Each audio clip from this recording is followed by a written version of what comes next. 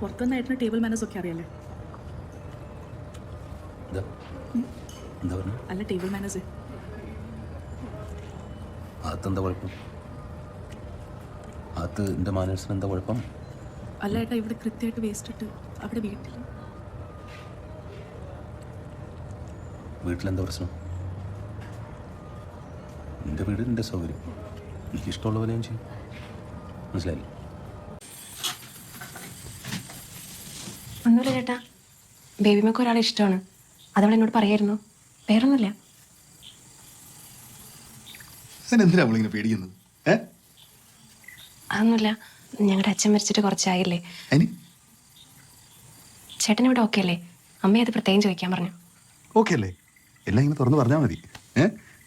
ഏത് എന്നാലും എന്തൊരു പേടിയത്. എന്തായിരുന്നു അവൻ്റെ പേര്?